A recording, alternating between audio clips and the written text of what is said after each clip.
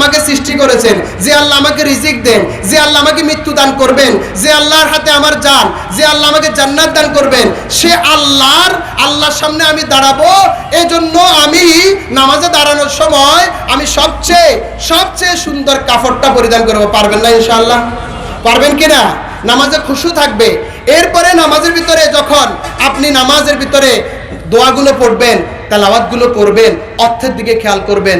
মুহাম্মদুর রাসূলুল্লাহ সাল্লাল্লাহু আলাইহি ওয়াসাল্লাম যখন নামাজে তেলাওয়াত করতেন, যেখানে জাহান্নামের আলোচনা আসতো আল্লাহর কাছে জাহান্নামের ফানা চাইতেন, যেখানে জান্নাতের আলোচনা আসতো জান্নাত চাইতেন, যেখানে মাগফিরাতের আলোচনা আসতো মাগফিরাত করতেন। ভঙ্গিমাটা এমন, এখন তো আমরা এমন যে নামাজ পড়ি, নামাজের ভিতরে দুনিয়ার সব কিছুর দিকে খেয়াল রাখি কি রাখি না? রাসূল বলছেন নামাজের সময় চোখটা থাকবে সেজদার জায়গাতে। এরপরে দোয়াগুলো যখন আমরা পড়ি আমাদের আল্লাহর কথা স্মরণ করব। যেমন রাসূলুল্লাহ সাল্লাল্লাহু আলাইহি ওয়াসাল্লাম রুকুতেও দোয়া করতেন, আল্লাহুম্মা লাকা রাকাতু ওয়া বিকা আমানতু, এভাবে করে দোয়াগুলো করতেন। আমরা হয়তো অনেকে দোয়াগুলো জানবো না, কিন্তু আমি মনে করব আমি আমার আল্লাহর সামনে দাঁড়ালাম, এটা আমার শেষ নামাজ, এবং আমি আমার বুখারী শরীফের হাদিস, এই হাদিসটা মুতাওয়াতির রাওয়ায়াতে অনেক জায়গায় এসেছে যে রাসূলুল্লাহ সাল্লাল্লাহু আলাইহি ওয়াসাল্লাম বলেছেন, বান্দা যখন বলে আল্লাহ আলহামদুলিল্লাহি রাব্বিল আলামিন, আল্লাহ উত্তর দেন হামাদানি আব্দি, আমার বান্দা আমার প্রশংসা করেছে। বান্দা যখন বলে আর রহমানির রহিম, তখন আল্লাহ বলেন মাজ্জাদানি আসনা আলাইয়া আব্দি। বান্দা যখন বলে মালিক ইয়াউমিদ্দিন, আল্লাহ বলেন মাজ্জাদানি আব্দি, আমার বান্দা আমার প্রশংসা করেছে, আমার বান্দা আমার গুণকীর্তন করেছে, আমার মর্যাদাকে বুলন্দ করেছে। বান্দা যখন বলে ইয়াকা না'বুদু ওয়া ইয়াকা নাস্তাঈন, আল্লাহ বলেন একটা অংশ আমার, একটা অংশ আমার বান্দার, ইবাদতটা আমার, এটা আমার থাকবে। বান্দা যে আমার কাছে সাহায্য চেয়েছে এটা বান্দার জন্য থাকবে। বান্দা যখন বলে ইহদিনাস সিরাতাল মুস্তাকিম সিরাতাল্লাযীনা আন'আমতা আলাইহিম গায়রিল মাগদুবি আলাইহিম ওয়ালাদ-দাল্লিন, এটা আমার বান্দার জন্য। বান্দা চেয়েছে সরল পথ, বান্দাকে দেয়া হবে। বান্দা চেয়েছে যারা সরল পথে পরিচালিত হয়ে নিয়ামত পেয়েছে তাদের পথে দেয়া হবে। বান্দা চেয়েছে জাহান্নামে যারা গিয়েছে, লানতপ্রাপ্ত যারা হয়েছে, পথভ্রষ্ট যারা হয়েছে, তাদের পথে পরিচালিত না করতে, বান্দাকে সে পথে পরিচালিত করবেন না। সুবহানাল্লাহ। নামাজের ভিতরে একাগ্রতা আসবে কি?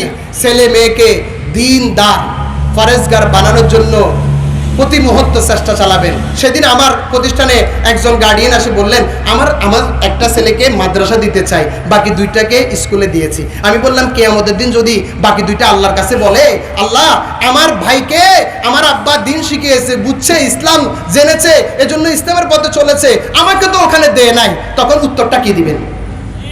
ঠিক কিনা?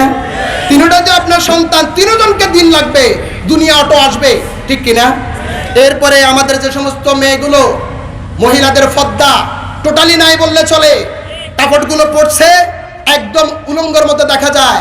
নিসাউন কাসিয়াত আরিয়াত মাইলাত মুমিলাত লা ইয়াদখুলুনাল জান্নাত ওয়া লা ইয়াজিদনা রিহাহা, যে সমস্ত নারীরা কাপড় পরে অথচ তাদের কি দেখা যায়? শরীরগুলো দেখা যায় না? আপনার মেয়ে ঘর থেকে বের হওয়ার সময় এমন কাপড় পরে বের হলো, শরীরের অঙ্গভঙ্গিমাগুলো প্রকাশ পেয়েছে, যতজন দেখলো গুনাহ হলো। এই প্রত্যেকটা গুনার ভাগীদার গার্ডিয়ান থাকবে, ঠিক কিনা? আল্লাহ রাব্বুল আলামিন বলছেন নবী মুহাম্মদ রাসূলুল্লাহ সাল্লাল্লাহু আলাইহি ওয়াসাল্লামকে, সূরা আহজাব 59 নম্বর আয়াত, হে নবী আপনি আপনার স্ত্রীদেরকে, মেয়েদেরকে, মুসলিম মহিলাদেরকে বলে দিন তারা ঘর থেকে বের হওয়ার সময় যেন জিলবাব পরে বের হয়। জিলবাব হলো আল্লাযী ইয়াসতুরু জামিয়াল বাদান, যেটা পুরো বডিকে ঢেকে রাখবে, চোখগুলো একটু দেখা, যতটুকু দেখা যায়। কিন্তু আমাদের মা বোন মুসলিম হওয়া সত্ত্বেও এমন কাপড় পরে এদিকে দেখা যায় সেদিকে দেখা যায়, কতগুলো বোরকা পরে এমন সিপা সাপা, তাদের পুরো অঙ্গভঙ্গিমাগুলো প্রকাশ পেয়ে যায়। হারাম কি হারাম না? মালয়েশিয়ান বোরকা মুসলিমের নয়, ইন্দোনেশিয়ার বোরকা মুসলমানদের বোরকা নয়। যে সকল প্রশংসা পাওয়ার একমাত্র মালিক আল্লাহ, আমাদের সৃষ্টিকর্তা, আমাদের রিজিক দাতা, আমাদের মরণ দাতা। আমরা জীবনের সব ক্ষেত্রে কার কথা মানব? আমরা জীবনের সব ক্ষেত্রে কাকে ভয় করব?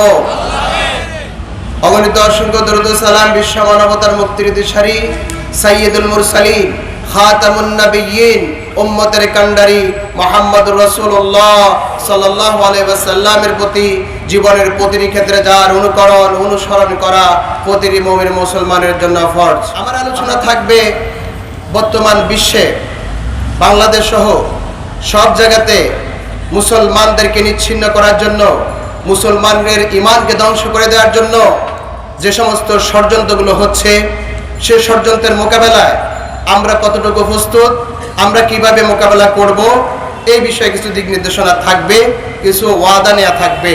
আমরা আল্লাহ রাব্বুল আলামিনকে হাজির নাজির জেনে, আল্লাহ আমাদের দেখেন কি দেখেন না, শুনেন কে শুনেন না, সূরা ইউনূস 61 নম্বর আয়াত।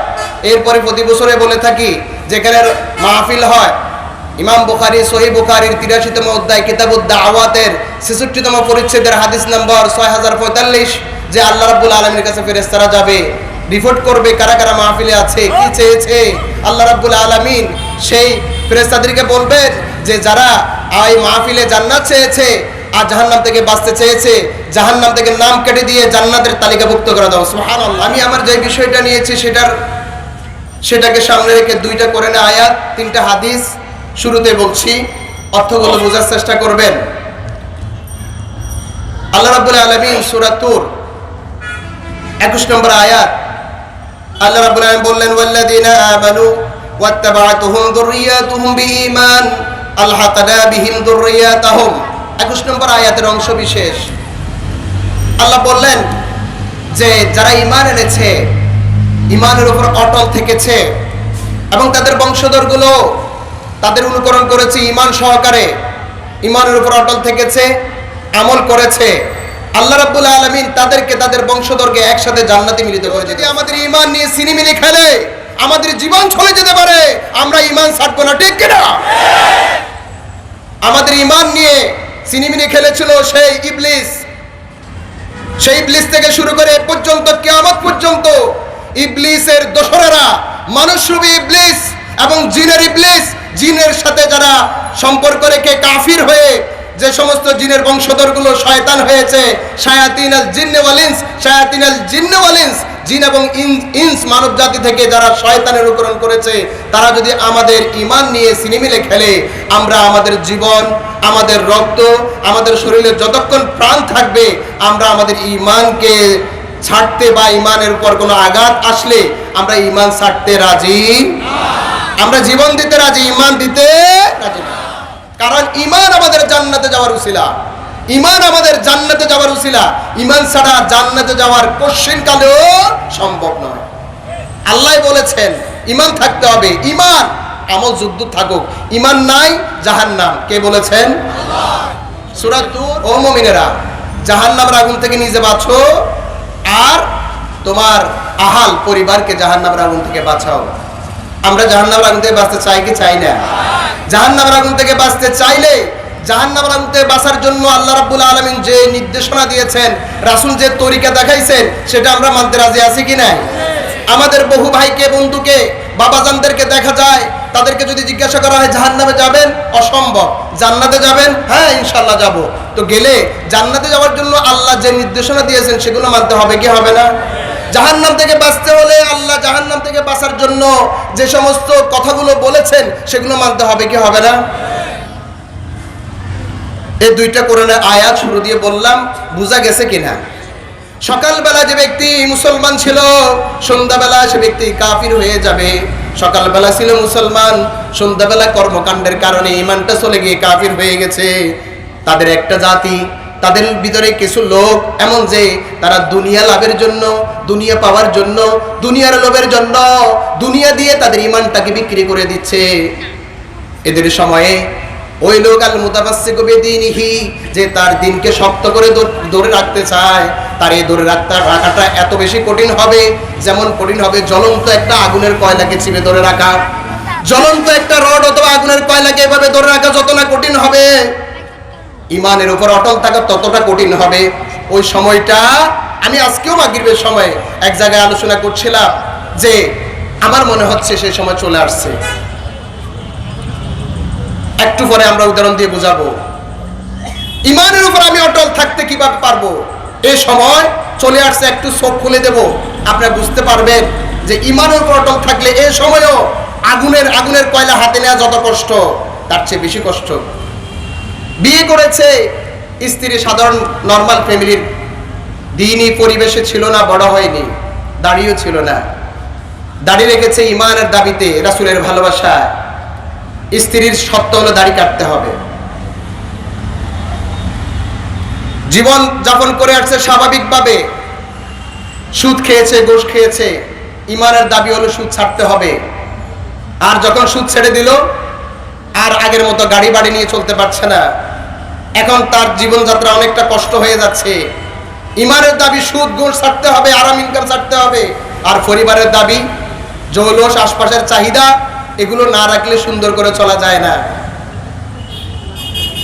ইমানের দাবি পার্শ্ববর্তী মানুষটা অন্যায় কাজ করছে,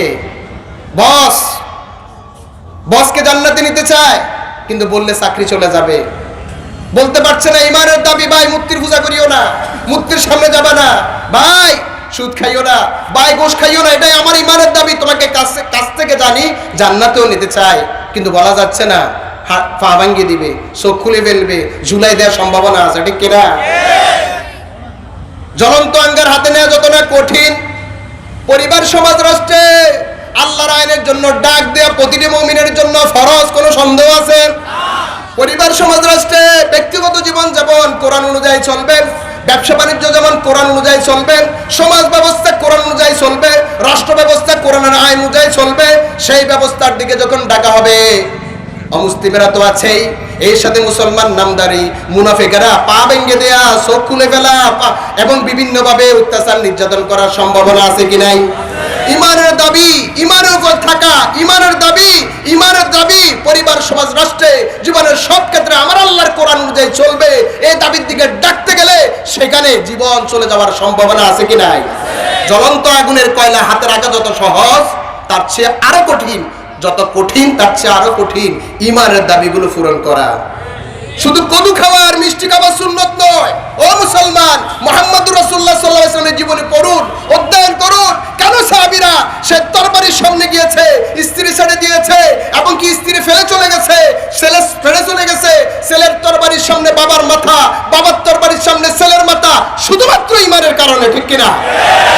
ইমান চলে যাবে, তারা সেটা মেনে নিতে পারেন নাই। তারা বলছে জীবন চলে যেতে পারে, ইমান চলে যেতে পারে না।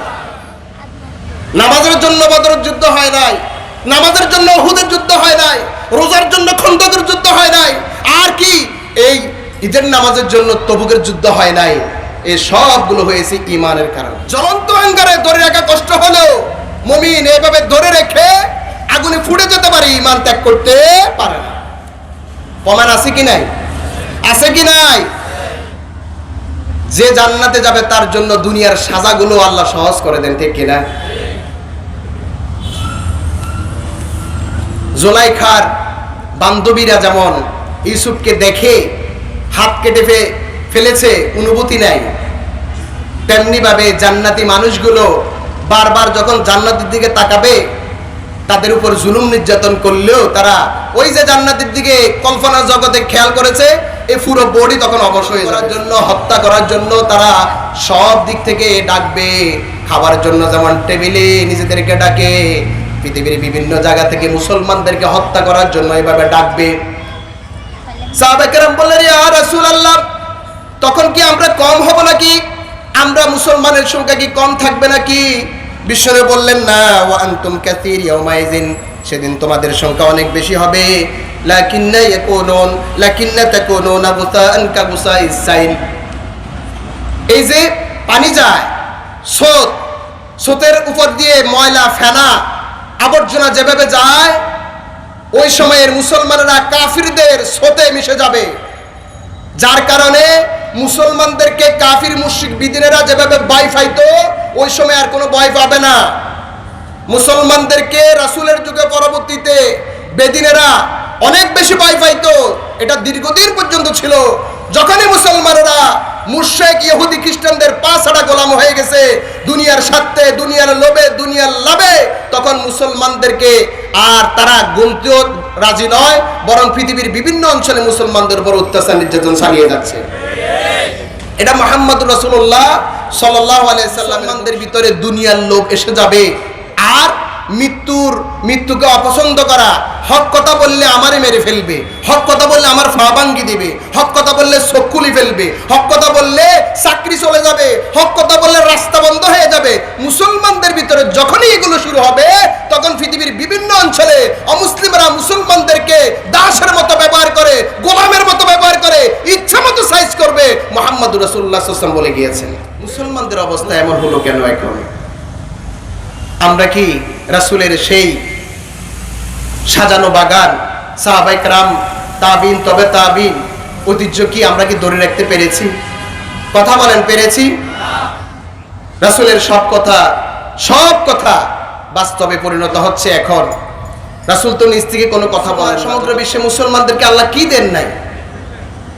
সমগ্র বিশ্বে মুসলমান টোটাল পপুলেশনের, সারা পৃথিবীর মানুষের প্রায় 24% এখন মুসলমান, প্রায় 200 কোটি, 190 কাছাকাছি, প্রায় 57টা রাষ্ট্র মুসলিম, 26টা রাষ্ট্রের রাষ্ট্রধর্ম ইসলাম। বিশ্বের টোটাল সেনাবাহিনীর, বিশ্বের রাষ্ট্রসমূহের টোটাল সেনাবাহিনীর 25% হচ্ছে মুসলিম রাষ্ট্রের সেনাবাহিনী, প্রায় 4 ভাগের 1 ভাগ। পৃথিবীর যত জায়গা আছে এই জায়গাসমূহের 23% মুসলিম রাষ্ট্রের জায়গা। পেট্রোল উৎপাদনে পৃথিবীতে আরবেরা 1 নম্বর, মুসলিম কান্ট্রিগুলো। রাবার, পাম অয়েল, টিনে মালয়েশিয়া মুসলিম কান্ট্রি 1 নম্বরে। পৃথিবীর তেল এবং গ্যাসের 80% মুসলমানদের, পৃথিবীর বয়লারের 60% মুসলমানদের, স্বর্ণের 65 ভাগ মুসলমানদের, খেজুরের 100 ভাগ মুসলমানদের। সারা পৃথিবীর বিভিন্ন দেশের বাণিজ্যের 87% বাণিজ্য মুসলিম কান্ট্রিগুলোতে হয়। আল্লাহ মুসলিমদেরকে কি দেন নাই? সাথে মুসলিমেরা পেয়ে যাচ্ছে আল্লাহর রহমত। আল্লাহ রাব্বুল আলামিন বলেছেন, ওয়ামান ইয়াতাওয়াক্কাল আলাল্লাহ ফাহুয়া হাসবুহু, যে ব্যক্তি আল্লাহর উপর ভরসা করবে আল্লাহই তার জন্য যথেষ্ট। মুসলমানরা যদি আল্লাহকে নিজের ভরসা, তাওয়াক্কুলের মূল কেন্দ্র মনে করত, বর্তমান সময়ে মুসলমানের লাঞ্ছনার কোনো কারণ থাকতো না, ঠিক কিনা? আল্লাহ রাব্বুল আলামিন বলেছেন হাদিসে কুদসি, আনা মা আবদি হিনামা ইয়াযকুরনি ইয ইয়াযকুরনি ওয়া তাহাররাকাত বিয়া শাফাতাহু। বান্দা যখন আমাকে স্মরণ করে আমি বান্দার সাথেই থাকি। সুবহানাল্লাহ। জীবনের প্রতিটি ক্ষেত্রে যদি আমি আল্লাহর উপর ভরসা করে থাকি আর আল্লাহকে যদি স্মরণ করে থাকি, আমার আল্লাহ যদি আমার সাথেই থাকে, জালেম বদমাশ গুন্ডারা আমার উপর অত্যাচার করে বিজয় লাভ করতে। মুসলমানদের জন্য আরো আছে। আল্লাহ রাব্বুল আলামিন মুসলমানদের জীবনদাতা, অন্যদেরও জীবনদাতা, ঠিক কিনা? আল্লাহ রাব্বুল আলামিন সকল জীবের মৃত্যু দানকারী, ঠিক কিনা? মুসলমানদের সাথে আল্লাহ ওয়াদা করেছিলেন, মুসলমানেরা যদি 10 জন হয় আল্লাহ 100 কাফিরের বিরুদ্ধে মুসলমানদের বিজয় দিবেন। মুসলমান যদি 100 জন হয় আল্লাহ 1000 কাফিরের বিরুদ্ধে বিজয় দিবেন। আল্লাহ রাব্বুল আলামিন বলেন, ওয়ালা তাহিনু ওয়ালা তাহজানু আনতুমুল আ'লাউনা ইন কুনতুম মুমিনিন। চিন্তার কোনো কারণ নাই, ভয়ের কোনো কারণ নাই, তোমরাই বিজয় লাভ করবে, শর্ত হলো যদি তোমরা মুমিন হও, যদি তোমাদের ঈমান থাকে। আমরা একটু আগেই সমীকরণ বর্ণনা করেছিলাম, পৃথিবীর 24% মুসলমান, তার মানে প্রায় 4 ভাগের 1 ভাগ। আল্লাহ বলছেন যদি 10 ভাগের 1 ভাগও মুসলমানদেরকে বিজয় দিবেন, বললেন না আয়াতে? তাহলে মুসলমানরা যে পৃথিবীর 24 ভাগের 1 ভাগ মানে 4 ভাগের 1 ভাগ থেকে একটু কম বেশ, সেক্ষেত্রে মুসলমানের সংখ্যা বেশি হওয়ার পরেও মুসলমান বিজয় লাভ না করার কারণ হলো মুসলমান নামদারি ঠিকই, হয়তো তাদের ঈমান নাই, অনেকেরই নাই, শুধু দুর্বল নয়। ওই যে একটু আগে বিষয়ে বলে গিয়েছেন, আমাদের মুসলিম নামদারি যারা সামনের কাতারে পড়ে তাদেরও তো কেউ কেউ কাদিয়ানীকে মুসলিম মনে করে। তো কাদিয়ানীকে মুসলিম যে মনে করলো তার ঈমানটা কেমনে থাকলো? যে ব্যক্তি মনে করলো সুদ বৈধ তার ঈমানটা কেমনে থাকলো? যে মনে করলো ঘোষ বৈধ তার ঈমানটা কেমনে থাকলো? যে মনে করলো মূর্তির সামনে নত হইতে কোনো সমস্যা নেই তার ঈমানটা কেমনে থাকলো? যে মনে করলো পরিবার সমাজ রাষ্ট্র আল্লাহর আইন দরকার নাই তার ঈমানটা কেমনে থাকলো? কারণ আল্লাহর একটা আইনকে অস্বীকার করলে কোন মুসলমান আর থাকে না, ঠিক কিনা? আল্লাহর কোন আইনকে অস্বীকার করলে, ঘৃণা করলে, বিরোধিতা করলে, আইনের বিপক্ষে যুক্তি দেখালে সে আর মুসলমান থাকতে পারে না। সব গরানার আলেমদেরকে জিজ্ঞাসা করুন, আল্লাহর কোরআন হাতে নিবে, আর সে আলেম কাছে মুফতি সাহেবের কাছে ফতুয়া জিজ্ঞেস করবেন যে বলেন তো আল্লাহর সমুদয় বিধানকে মানি, শুধু একটা বিধানের বিরুদ্ধে গালি দিই অথবা কথা বলি অথবা মানতে রাজি নই, ঘৃণা লাগে, ইমান আছে কিনা? ওই মুফতি সাহেবকে জিজ্ঞাসা করেন, খোদার কসম তার যদি ওই মুফতি সাহেবেরও যদি ইমান থাকে সে বলবে অসম্ভব। পালন করতে না পারো, সে যদি পালন করতে না পারো আল্লাহর কাছে মাপ চাইবা, কিন্তু অস্বীকার করা, ঘৃণা করা, বিরোধিতা করার কোনো সুযোগ। এখন একটু চিন্তা করে দেখেন, বহু মুসলমান নামধারী আমার বাবা, ভাই, বন্ধু আশপাশে থাকে, দলের কারণে, ব্যক্তির কারণে, ব্যবসার কারণে, নিজের স্বার্থের কারণে আল্লাহর আইন, অনেক আইনকে অস্বীকার করে, আছে কি নাই? মুসলমানদের কি নাই? মুসলমানেরা পেয়েছে আল্লাহর বান্দাদের সর্বশ্রেষ্ঠ বান্দা, যার সাথে তুলনা করার মতো আল্লাহর কোনো সৃষ্টি নাই, মুহাম্মদুর রাসূলুল্লাহ সাল্লাল্লাহু আলাইহি সাল্লামকে বিশ্ব নবী হিসেবে পেয়েছে, আদর্শ হিসেবে পেয়েছে। আল্লাহ রাব্বুল আলামিন বলছেন, আমি তোমাদের কাছে নবী দান করলাম, এই নবীকে জীবনের সব ক্ষেত্রে আদর্শ হিসেবে পাবে, আদর্শ হিসেবে গ্রহণ করবা। মুসলমানেরা মুহাম্মদুর রাসূলুল্লাহ সাল্লাল্লাহু আলাইহি সাল্লামকে যদি আদর্শ হিসেবে গ্রহণ করে ফেল করা অথবা পরাজিত হওয়ার কোনো সুযোগ আছে কি? নাই। মুহাম্মদুর রাসূলুল্লাহ সাল্লাল্লাহু আলাইহি ওয়াসাল্লাম এত বড় নিয়ামত শুধু মানব জাতির জন্য নয়, আল্লাহর যত জগৎ আছে, জগতের যত অস্তিত্ব আছে, আলামুল ইনসান, আলামুল জিন, আলামুল নাবাতাত, আলামুল হাইওয়ানাত, আলামুল আফলাক, আলামুল বারজাখ, আলামুল হাসর, যত জগৎ আছে সব জগতের জন্য রহমত মুহাম্মদুর রাসূলুল্লাহ সাল্লাল্লাহু আলাইহি ওয়াসাল্লাম স্পেশাল বানাইছেন। চরিত্র সবগুলো আছে, শুধু আল্লাহ প্রশংসা করছেন এমন নয়। কাফির বেদিন যারা আছে তারাও রাসূলের নামে লিখতে গেলে প্রশংসা না করে পারে নাই। এই যে ফ্রান্স রাষ্ট্রীয়ভাবে মুহাম্মদুর রাসূলুল্লাহ সাল্লাল্লাহু আলাইহি ওয়াসাল্লামকে অপমানজনক অবস্থা করেছে। সে ফ্রান্সের একজন দার্শনিক অ্যালফোন দা লামার্চিন, তার গ্রন্থ হিস্টোরি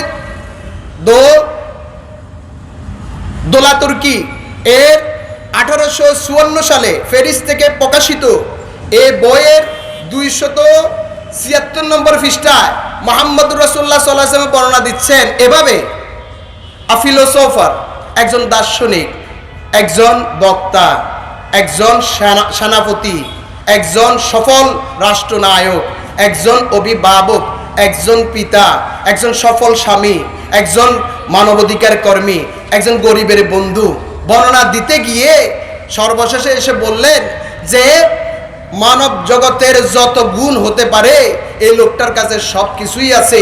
এরপরে শেষে আসি বলতেছেন, উই মে ওয়েল আস্ক, এটা একটা প্রেজ ইংলিশের, এই প্রেজের উত্তরটা অসম্ভব। উই মে ওয়েল আস্ক, আমরা জিজ্ঞাসা করতে চাই ভালো করে, is there any man greater than he, ইতিহাসে, বিশ্বের ইতিহাসে তার চেয়ে উত্তম কোন ব্যক্তি হতে পারে? এ না হয়ে উই মে ওয়েল আস্কের ভিতরে আছে। তিনি বলছেন এ বর্ণনা দিয়ে, আমরা ভালো করে জিজ্ঞেস করতে চাই যে এ লোক থেকে সারার কেউ হতে পারে? সেই লোকটাকে মুহাম্মদুর রাসূলুল্লাহ সাল্লাল্লাহু আলাইহি ওয়াসাল্লাম, সেই মুহাম্মদুর রাসূলুল্লাহ সাল্লাল্লাহু আলাইহি ওয়াসাল্লামকে মুসলমানেরা আদর্শ হিসেবে পেয়েছে। আমাদের আদর্শের নাম কি? আমাদের আদর্শের নাম কি? মুহাম্মদুর রাসূলুল্লাহ সাল্লাল্লাহু আলাইহি ওয়াসাল্লাম। তাহলে মুসলমান পরাজিত হওয়ার কারণ কি? মুসলমানদেরকে আল্লাহ সব দিলেন, আল্লাহ নিজেই মুসলমানদেরকে যে ঈমান আনছে তাকে সাহায্য করার ওয়াদা দিয়েছেন। মুহাম্মদুর রাসূলুল্লাহ সাল্লাল্লাহু আলাইহি ওয়াসাল্লামের সব পলিসিগুলো দিলেন। আল্লাহ রাব্বুল আলামিন মুসলমানরা পদে পদে সফল হওয়ার জন্য গাইডলাইন হিসেবে দিয়েছেন কোরআন। কি দিয়েছেন? জীবনের সব ক্ষেত্রে সফলতার জন্য একটা গাইডলাইন অন্য কোনো ধর্মের কাছে নাই, মুসলমানদের কাছে যেটা আছে। কেমনে তার ব্যক্তিগত জীবনে সফল হবে, পারিবারিক জীবনে সফল হবে, রাষ্ট্রীয় জীবনে সফল হবে, সবকিছু কোরআনে আছে কি নাই? ওয়ানাজ্জালনা আলাইকাল কিতাবা তিবিয়ানান লিকুল্লি শাই, হে নবী আপনার কাছে যে কোরআন নাজিল করছি সবকিছুর বর্ণনা দিয়েছি। মা ফাররাতনা ফিল কিতাবি মিন শাই, ওখানে কোনো কিছু ছেড়ে দেইনি। এই কোরআনটা মুসলমানদের কাছে আছে, এরপরও তারা হেরে যাচ্ছে কেন? মুসলমান কেন হেরে যাচ্ছে? সহজ, আজকে ইহুদি খ্রিস্টানদের জালে মুসলমানরা আটকে গেছে। আমরা কিছু পন্থা অবলম্বন করব, আমাদের বাঁচতে হবে কি হবে না? হবে কি হবে না? মুসলমান আজ ঘুমিয়ে আছে, যার কারণে মুসলমানদের মাথার উপর দিয়ে অন্যরা কাঁঠাল ভেঙে খাচ্ছে, ঠিক কিনা? কিছু কিছু মুনাফিক মুসলমানের নাম ধারণ করে ইহুদি খ্রিস্টানদের উদ্দেশ্য, আদর্শ, চিন্তা ভাবনা বাস্তবায়ন করছে।